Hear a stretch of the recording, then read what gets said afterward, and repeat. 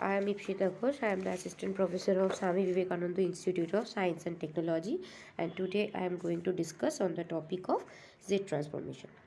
We know that the transform techniques are very much important tools in the analysis of signals and especially on the linear time invariant system. So here I am introduce the transformation which is Z transformation.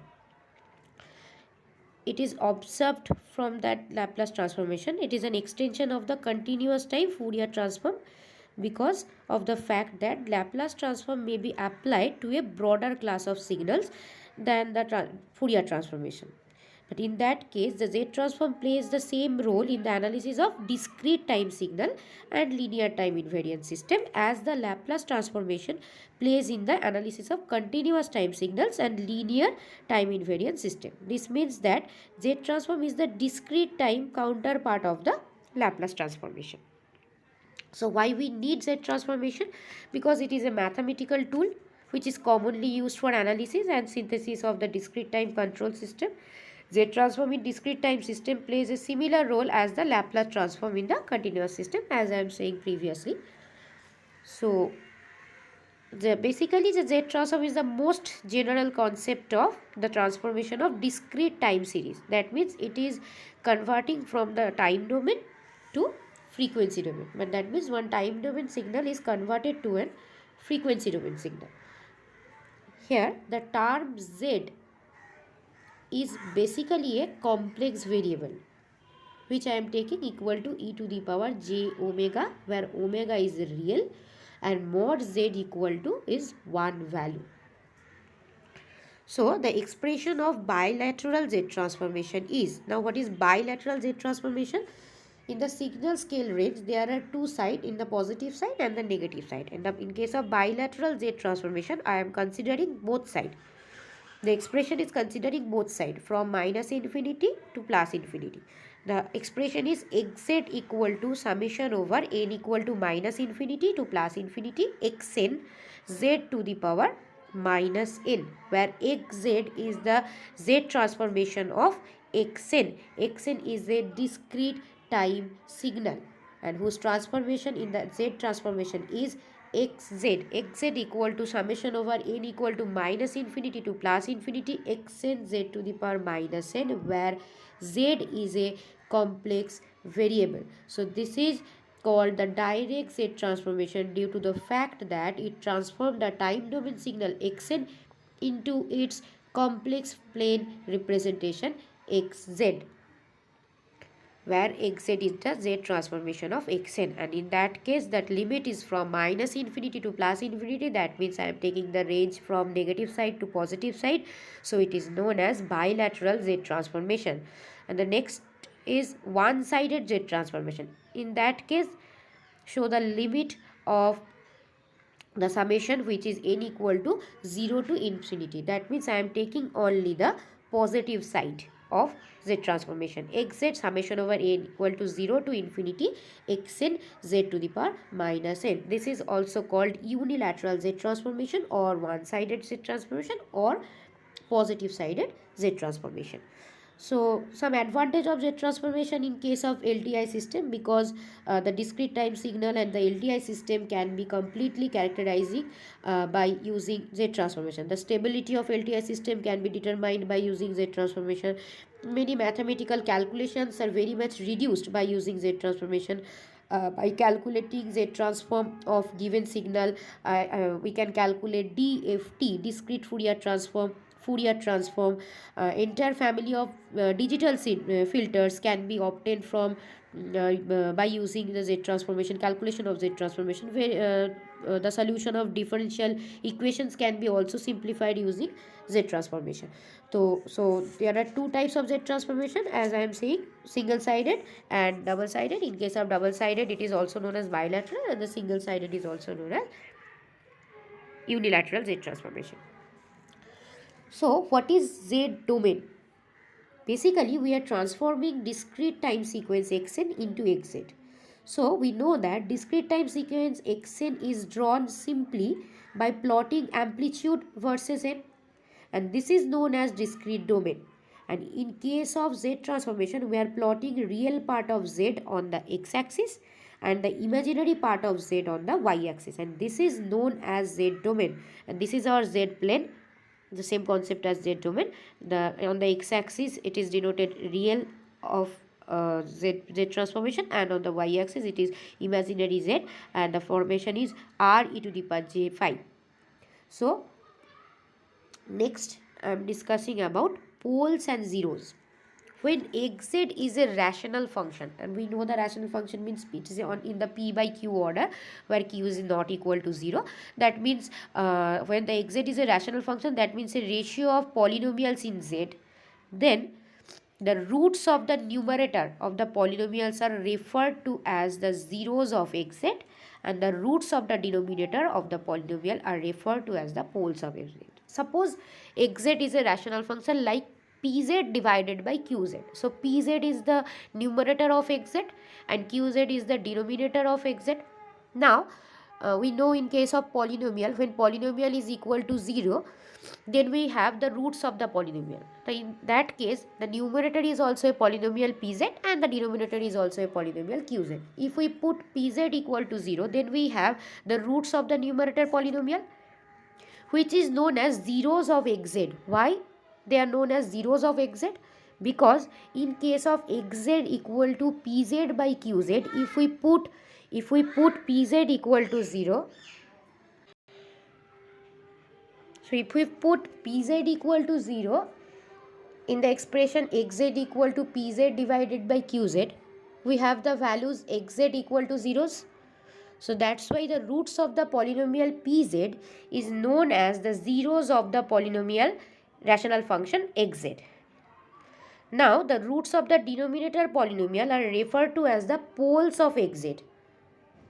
So if we put qz equal to 0 in the expression of xz equal to pz divided by qz, if we put qz equal to 0, then the xz has the value infinity, because we know xz equal to pz by 0, it is equal to infinity. So at infinity means I am telling the value, infinity means the poles value. At poles we have the infinity value of xz, and at zeros of xz we have the 0 value of xz. So xz equal to pz by qz, if the polynomial pz equal to 0, then the roots of the numerator polynomial are referred to as the zeros of the xz, and the roots of the denominator polynomial are referred to as the poles of xz, and the zeros is denoted by a small circle in the diagram, and the poles are denoted by a cross sign in the diagram. So next I am discussing about region of convergence. Now what is region of convergence? The set of values of z in the z plane for which the magnitude of xz is finite is called the region of convergence. First we have to know what is the meaning of convergence. That means in the region where I am getting some finite values. Suppose x equal to 2 by 0, it is equal to infinity. That means x is not converge because it has a finite value. If I am taking x equal to 2, that means it is converges to a value which is a finite value. So in that case, xz equal to a rational function, that means the ratio of some polynomial pz by qz. In that case, the values of z for which the xz has a finite value, so then these values of z are known as the region of convergence, and obviously the z values are in the plane of z plane. So the set of values of z in the z plane for which the magnitude of xz is finite is called the region of convergence. As I am previously saying that at pole the xz has a infinite value, so here saying that region of convergence does not contain any poles. Obviously, because region of convergence means where xz has a finite value, and at poles the xz does not have any finite value, so obviously region of convergence does not contain any poles. In the next slide I am giving one example, then this must be clear. So suppose let xn equal to a to the power n un. So it is a positive sided signal because un is a unit step discrete signal, which is started from 0 and going to the positive side taking the value 1. Unit step signal means it has a 1 value from 0 to infinity in the positive side. So xn equal to a to the power n un, it is a positive sided signal. So the expression of z transformation, xz equal to summation over n equal to minus infinity to plus infinity xn z to the power minus n. In that case, we have to put the value of xn, which is a to the power n un. Now xz equal to summation over n equal to minus infinity to plus infinity a to the power n un z to the power minus n. In that case, the range is from minus infinity to plus infinity, but the range of un, that is unit step signal, which is ranges from 0 to infinity value. So by taking minus infinity to 0, it is 0 in the negative side. So the equation becomes summation over n equal to 0 to infinity a to the a z inverse whole to the power n. Actually it is a to the power n z to the power minus n. It is common of a z inverse whole to the power n. Now by applying the series formula, which is convergence to xz equal to 1 by a minus a z inverse, 1 by a minus 1 by 1 minus a z inverse, and it is equal to z by z minus a. Now the xz equal to z by z minus a, where the numerator is z and the denominator is z minus a. Now this will be converges if mod z has the greater value of a, because if mod z equal to mod a, then xz has a infinite value. So if we have mod z greater than a value, then xz has a finite value. So which converges to xz z by z minus a for mod z greater than a value. So xz equal to z divided by z minus a. If we have to find the poles and the zeros of this xz, then we have to put the numerator equal to 0. In that case, the numerator equal to z. So z equal to 0. Z equal to 0 is the zeros of the polynomial xz. Z equal to 0 is the zeros of this xz. And if we have to find the poles of this xz, then we have to put denominator equal to 0. Denominator in that case is z minus a. So z minus a is equal to 0. If we put z minus a equal to 0, then we have z equal to a. So z equal to a is the poles of this xz. So z equal to 0 is the zeros of xz, and z equal to a is the poles of xz. So in this figure, as I am previously saying, zeros is denoted by a small circle and the poles is denoted by a cross sign.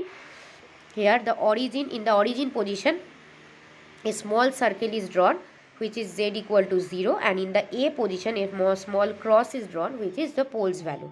So this is xz has a 0 at z equal to 0 and has a pole at z equal to a. Next we are going to properties of region of convergence. The region of convergence ROC for a given discrete time transfer function is a disk or annulus which contains no pole, as in I am going to the previous slide. In that case, a small circle is drawn with some radius a. So this circle is denoted in case of ROC. The region of convergence for a given discrete time transfer function is a disk or annulus which contains no poles. If the ROC includes the unit circle, then the system is bounded input and the bounded output stable system. If the ROC include the unit circle, that means I am drawing, I am giving one circle whose radius value is equal to 1, and if this unit circle includes ROC, then it is said to be that the system is bounded input, bounded output, stable system. If the ROC extend outwards from the pole location, if the ROC is extend towards the outside, that means it will go up to infinity with the largest magnitude, but not infinite, not going to the infinity. Before infinity, suppose it take any finite value which is very much largest but not infinite, then the system has a right-sided impulse response. Next, in general, the ROC is not unique and the particular ROC in any given case depends on whether the system is causal or anti-causal. If the ROC extend outward from the pole location, if the ROC extend outward side with the largest magnitude and there is no pole at infinity, then the system is called causal system. And if it extend inward from the pole location, the ROC extend inward side with the smallest magnitude but not equal to 0. In the previous case it is not equal to infinity, in this case it is not equal to 0 magnitude. So if the ROC extend inward from the pole with the smallest magnitude, then the system is anti-causal. So ROC in any given case depends on whether the system is causal or anti-causal. If it is outward from the pole, so it is causal, and if it is inward to the pole from the pole, so it is anti-causal. Next, if you need stability, then ROC must contain unit circle. Now what does it mean, unit circle? We are drawing one circle whose radius is equal to 1, and if ROC contain this kind of unit circle, then we are contributing about stability of the ROC. So if you need stability, then ROC must contain the unit circle. If you need a causal system, then the ROC must contain infinity and the system function will be right-sided sequence. As in the previous point, if the ROC extend outward from the pole, then the system is causal. And in this point, if you need a causal system, then the ROC must contain infinity and the system function will be a right-sided sequence as shown in the figure. In the 0.5, after 0.5, the whole blue region is the ROC and it will go up to infinity, not the infinity value, it will go up to infinity. So the system function will be a right-sided sequence. If you need an anti-causal system, then the ROC must contain the origin, as I am saying in the previous one, the interior part from the poles. If you need an anti-causal system, then the ROC must contain the origin and the system function will be a left-sided sequence. The smallest circle whose radius is 0.5, in between region, the blue region is whole blue region is ROC. And if you need an anti-causal system, then the ROC must contain the origin and it will also contain the origin. So the system function will be a left-sided sequence. And if you need both stability and causality, so all the poles of the system function must be inside the unit circle. In that case, one unit circle is drawn in the outside and in between 1.5 circle and 1.75 circle is drawn. So in between the annular region, the blue region is called the ROC. So if you need both stability and causality, all the poles of the system function must be inside the unit circle. So these are the properties of ROC, which is basically plays an important role to finding the Z transformation and the finding the convergence of the Z transformation of XZ. Okay, thank you.